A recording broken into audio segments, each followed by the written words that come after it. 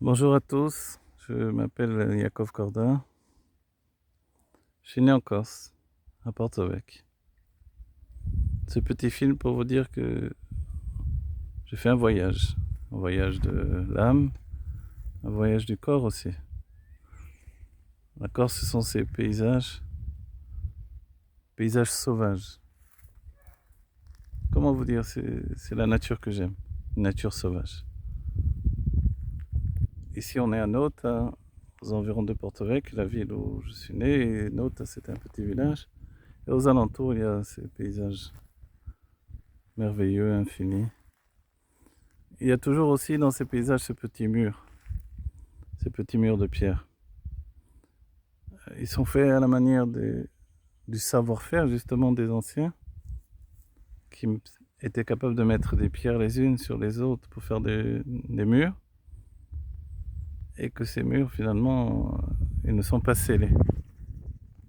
Si bien qu'à tout moment une vache peut venir et faire tomber le mur, et pourtant ils ont duré des siècles. Ils sont toujours là, ces murs. Donc quand un homme vient dans ce monde, il faut qu'il tienne comme le mur. Et son corps, lui, il est fait d'un argile que Dieu a façonné de ses mains. Évidemment, vous me direz, Dieu n'a pas de main. Et le corps de l'homme, c'est pas exactement de l'argile.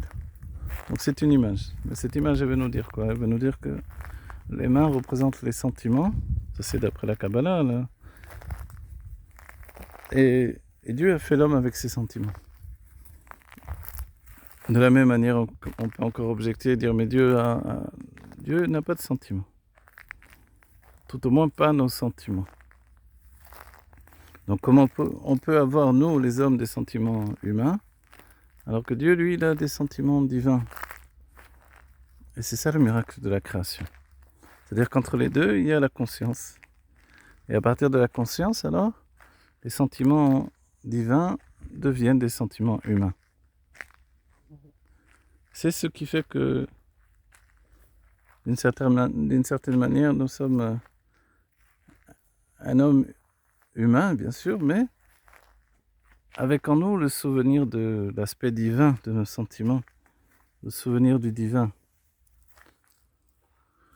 qui est comme ça, qui est comme enseveli dans notre réalité, qui est gouvernée par le corps. Voilà un peu de ma Corse natale. Ces paysages, évidemment, loin de m'éloigner de Dieu, de mon judaïsme, me rapprochent de mon judaïsme et de Dieu. Ils font partie de moi, de ces notions d'infini sauvage qui est en moi, qui ne disparaît jamais. Il ne disparaît jamais parce qu'il est là, enraciné dans cette réalité. Voilà, une réalité divine d'une certaine manière. Aucun homme ne peut façonner le monde de cette manière-là. L'homme, lui, il domestique la nature. Mais la nature sauvage, elle vient de Dieu lui-même. C'est pour ça que j'aime être au milieu de ces arbres, au milieu de cette nature sauvage. Profondément en moi, je sais qu'elle me ressemble. Je sais que si chacun de nous, on a une nature en nous, la nature de l'endroit où on est né, alors c'est quelque chose de particulier. Cette nature sauvage-là, elle est un petit peu, ou peut-être même beaucoup de moi, de moi-même.